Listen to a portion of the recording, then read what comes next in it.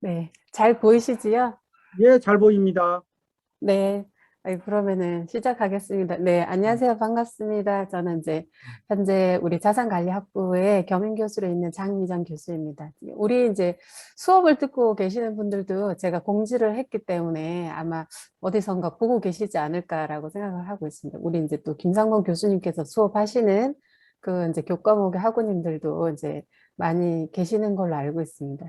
그래서 이제 아까 이제 교수님께서 잠깐 설명해 주신 것처럼 이제 제 이력들이 주로 보면은 이제 인테리어 코디네이터나 그리고 이제 백화점에 상품을 잘 팔 수 있는 그런 이제 연출들을 했고, 그리고 이제 그와 관련해서 이제 실무를 반영한 이제 책들을 제가 이때까지 책을 출간했는데, 대부분 이런 책들이 보면은 융합에 관련된 책이었습니다. 그래서 이번에는 좀 더 확장해가지고 부동산까지 이제 디자인하고 융합한 책을 이제 출간하게 됐습니다.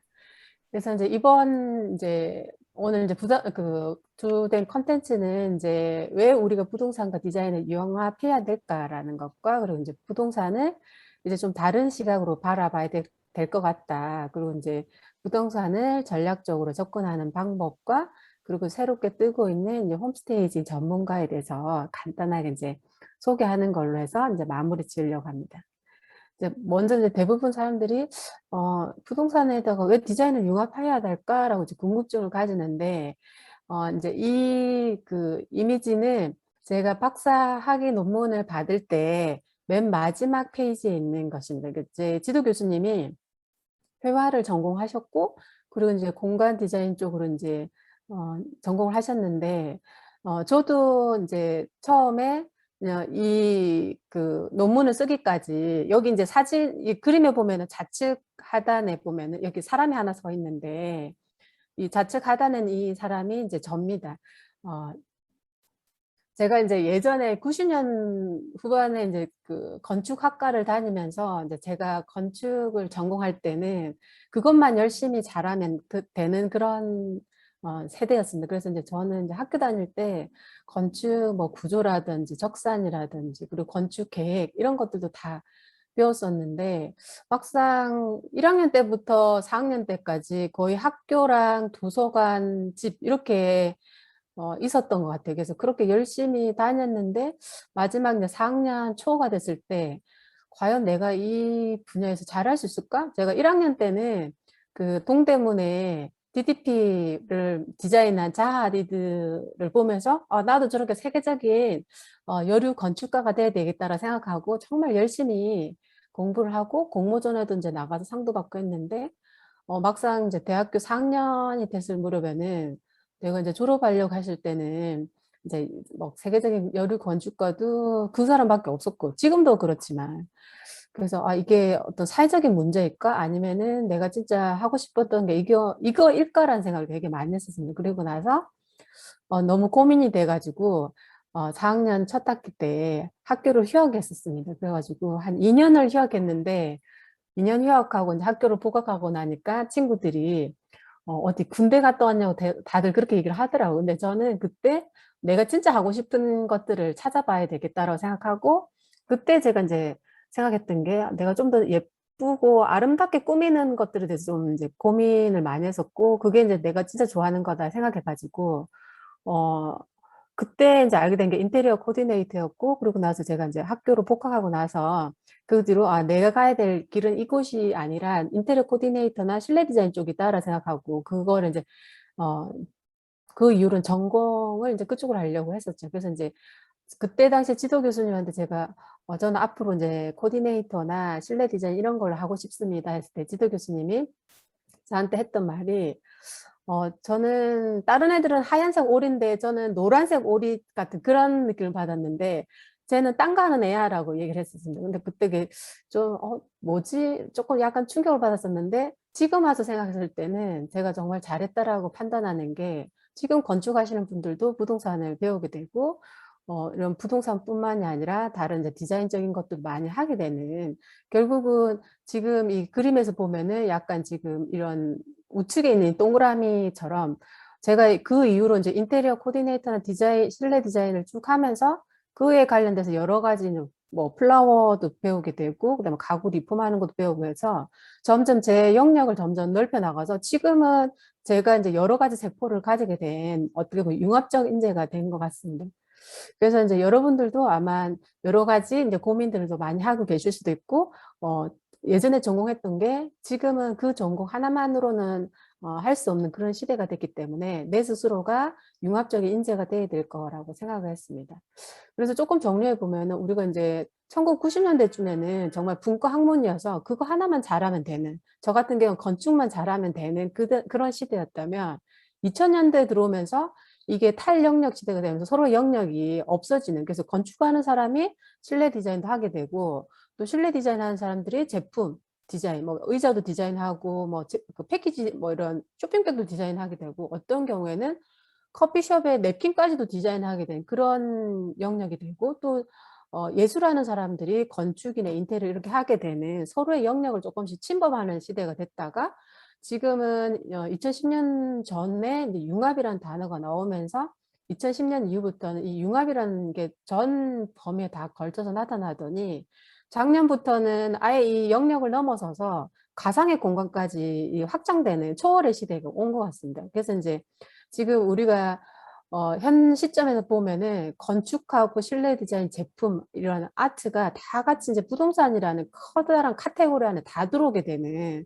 그런 시대가 됐고 거기에 더 확장해 가지고 이제는 이제 가상 공간하고 이런 이제 공학까지 이 다 같이 결부시키는 이런 시대가 된 것 같아서 그래서 이제 이제는 이 리좀 시대라 해가지고 뿌리하고 뭐 열매 식물이 이제 몸체가 서로 어디가 시작이고 끝인지 알 수 없는 그런 시대가 된 것 같습니다. 그래서 이제 자신이 선 위치에서 그것이 가장 융합의 시작점이고 그것이 이제 저 같은 경우에는 굉장히 이제 매력적인 자본이 됐고 그리고 결국은 그게 융합의 구심점이 됐다라고 생각할 수가 있겠습니다. 이거는 이제 하나의 예로서 미국의 그 금융 전문가 데이브 램지라는 사람인데 그 사람이 이제 2008년도에 도시의 외곽에 산 꼭대기에 있는 집을 그때 당시 되게 허름했던 집이어서 그 집을 하나를 사면서 그 옆에 땅을 하나씩 조금씩 사기 시작했습니다. 근데 이제 이 땅이 굉장히 이제 도시 외곽에 있기 때문에 우리 부동산에서 보았을 때는 입지로서는 굉장히 역세권도 아니고 굉장히 멀리 떨어진 외딴 이런 약간 시골 같은 그런 곳이었는데 생각해보면 관점을 바꿔보면은 도시 외곽에 있기 때문에 되게 한적하고 그리고 또 이 집이 굉장히 산 꼭대기 이게 언덕에 있어가지고 나름 이 집이 조망이 되게 좋습니다. 그래서 이제 이 부동산에 내놓는 이 집을 어떻게 했냐면은 단점을 장점으로 승화시킬 수 있게끔 최대한 장점을 부각시킬 수 있게끔 부동산 매물 시장에 올려놓은 겁니다. 우리나라 같으면은 직방 같은 이런 이제 부동산 광고 시장에 그냥 집을 내놓는 게 아니라 그 집의 장점을 잘 보여줄 수 있는 부분들을 장면을 잡아서 거기에 이렇게 조금씩 연출을 해가지고 찍어서 사진을 올린 겁니다. 그래서 이제 우리가 지금 코로나 시대에 보면은 어떻게 보면 닭장 같은 집보다는 이렇게 정말 프라이빗하면서 어떻게 자기의 가족끼리 마치 휴양하는 힐링할 수 있는 이런 집들이 더 선호하는 이런 시대에 이런 집들을 그 집의 단점을 최대한 장점으로 만들어서 이제 연출 포인트로 만들어서 올리는 이런 현상들이 조금씩 나타나고 있었습니다. 그래서 이 집은 나중에 2008년도에 약 한 18억 정도 했던 게 나중에 10년 뒤에는 거의 10배 이상을 집을 가치로 올려서 팔았는데 결국은 제가 여기서 하고 싶었던 얘기는 우리가 이제 건축이라든지 인테리어든 이런 것들이 결국은 건물의 가치를 올려주기 위해서는 디자인이 그 가치를 올려준다라고 볼 수가 있겠습니다. 그래서 이제는 부동산도 디자인이 굉장히 중요한 시대가 됐다라고 볼 수가 있겠습니다. 그래서 이제 바꿔 말하면 부동산도 컨셉이 중요하다. 요즘에는 굉장히 이 컨셉에 대해서 뭐 유튜브를 하던 아니면은 뭐 어떤 자기가 창업을 하든지 자기만의 차별화된 컨셉이 필요한데 부동산도 이제는 컨셉이 필요하다. 왜냐하면은 부동산도 하나의 상품이기 때문에 이제 컨셉이 중요한 시대가 됐다라고 할 수가 있겠습니다. 그리고 이제 이 사진을 보면은 제가 이제 몇 년 전에 우리 이제 콜로키움역에서도 또 발표했을 때 그때도 이 사진을 이제 좀 제시를 했었는데 여러분들이 이 사진에 있는 두 남녀를 보면 처음에 이 두 남녀가 처음 만난 이 장소에서 서로에 대한 각각의 생각들이 어떨지 한번 생각해 보세요.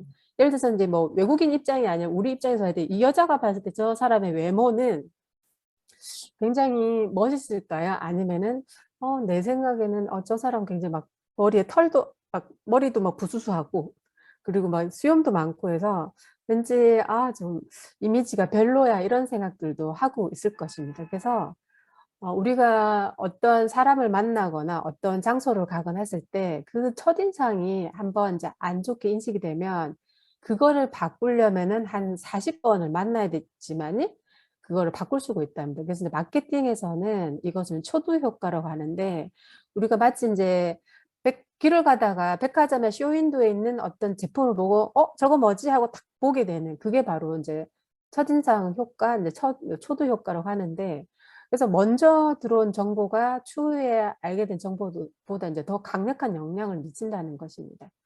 그래서 어, 이런 부동산에서도 첫인상이 굉장히 중요하기 때문에 그것이 바로 이제 저는 홈스테이징이 있다라고 생각하고 있습니다. 그러면 이제 이 부동산을 어떻게 다른 시각으로 바라볼 것이냐 하는 부분입니다.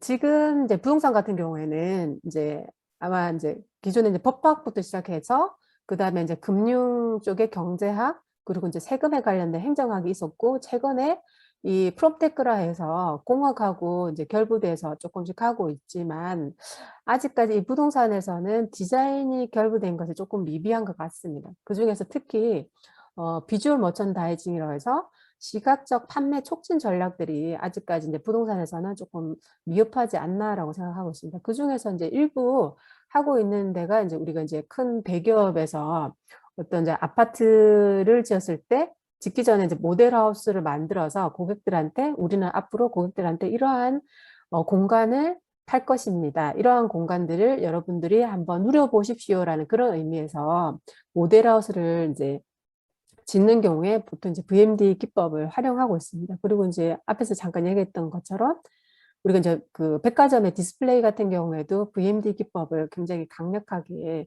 활용하고 있습니다. 그래서 이제 추후에 우리도 이런 부동산에서 디자인을 접목한 특히 VMD 기법을 적용한 것이 이런 홈스테이징이 될 것이라고 이제 생각하고 있습니다.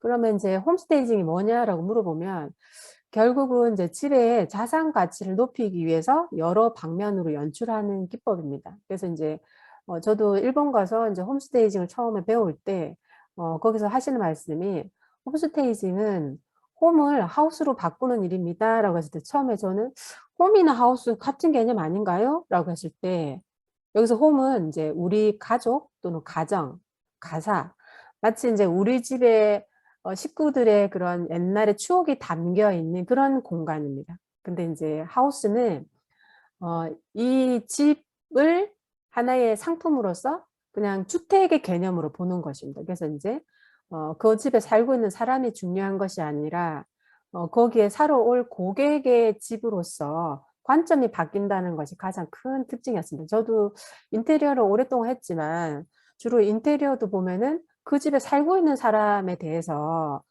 그 사람들의 어떤 불편함이나 그리고 앞으로 필요한 것들의 니즈를 파악해서 디자인하는 게 특징이었는데 홈스테이징에서는 거기 살고 있는 사람이 그렇게 중요하지 않다. 그리고 앞으로 올 고객에 대해서 충분히 분석하고 그 고객이 어떤 것들을 원하는지를 그 공간 안에 풀어주는 것이 가장 큰 차이점이었기 때문에 저도 이제 이거를 처음에 이제 일본 가서 들었을 때 그 부분이 굉장히 충격적이었었습니다. 그래서 이제 한국에서도 그 2014년부터 이제 고용노동부에서 미래의 이제 유명한 직업군으로 이런 이제 홈스테이저에 관련된 것들을 이제 발표하고 조금씩 이제 신직업으로서 육성하고는 있습니다.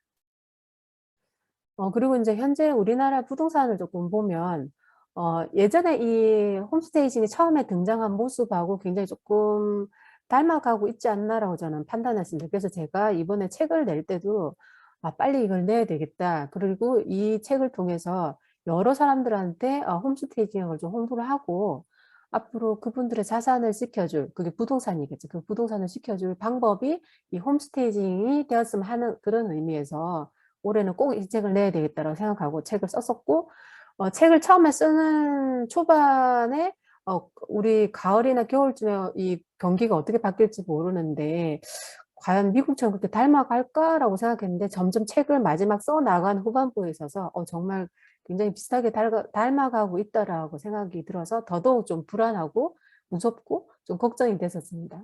그래서 책을 내려고 했던 그런 출판 시기도 좀 더 빨리 당겨서 냈던 것 같습니다.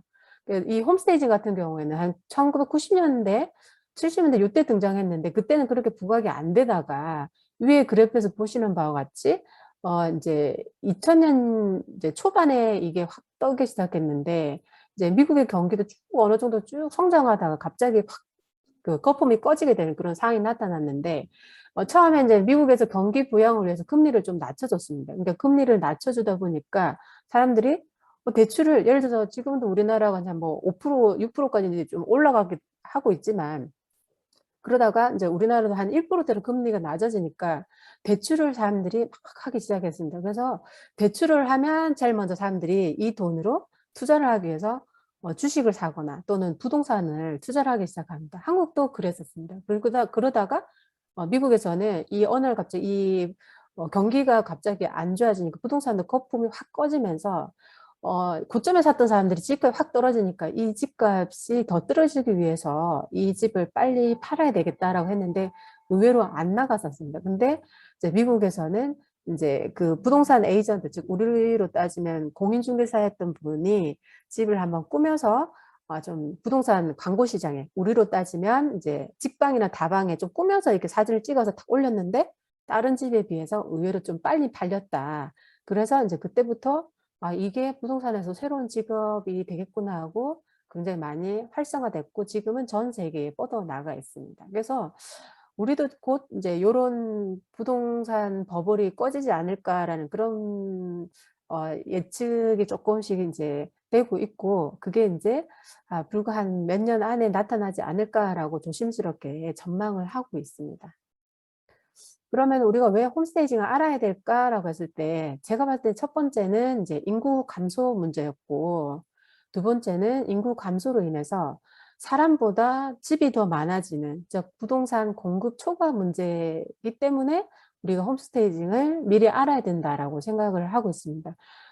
그 인구 감소 문제는 앞에 미국의 사례랑은 조금 다르지만 제가 일본에 공부하러 갔을 때 일본이 이미 이런 인구 감소 문제로 부동산이 이미 남아돌고 있었고 그러다 보니까 빈집이 증가하고 있었습니다. 그래서 우리가 일본의 모습을 따라가는 게 아니라 어떻게 하다 보니까 정말 비슷하게 닮아가고 있구나라고 저는 굉장히 지금 생각해 보면은 되게 비슷하게 닮아가고 있다라고 느낌이 오고 있습니다. 먼저 작년에 IMF에서 전 세계 인구 증가 추이를 보면 저 맨 위에 있는 게 미국이고 이제 우리나라 같은 경우 이 파란색입니다. 한국 같은 경우에는 2000년 이후부터 인구가 계속 감소해서 작년에 인구 증가율이 제로입니다. 그에 비해서 이제 일본 같은 경우에는 2005년부터 일본이 노란색인데 인구 증가율이 제일 심각하죠. 그래서 인구가 증가율이 2005년, 2006년부터 제로 상태였고 그리고 일시적으로 한 2010년에서 2011년도에 약간 증가했지만 그래도 지속적으로 쭉 감소하고 있습니다. 제가 갔을 때 이미 일본이 인구가 이미 그 감소율이 심각했었고 그리고 이제 시골에서는 이미 빈집이 많이 늘어난 상태에 혼자서 독거사 하시는 분들이 굉장히 많았었습니다. 그래서 이제 정부에서도 이렇게 늘어나는 빈집들을 어떻게 해결할 것이냐. 근데 그게 또 범죄자들이 그렇게 빈집에 숨어서 굉장히 좀 범죄자들의 또 도피처가 되는 그런 현상들이 나타났기 때문에 정부에서는 이 빈집에 대해서 굉장히 심각하게 받아들이고 있었고 현재 우리 한국에서도 최근에 빈집 및 소규모 주택에 관한 정비법이라든 이런 것들도 나타나는 것들이 이미 일본에서는 그런 현상들이 나타나고 있었습니다. 그래서 저도 실제 일본에 가서 이제 제가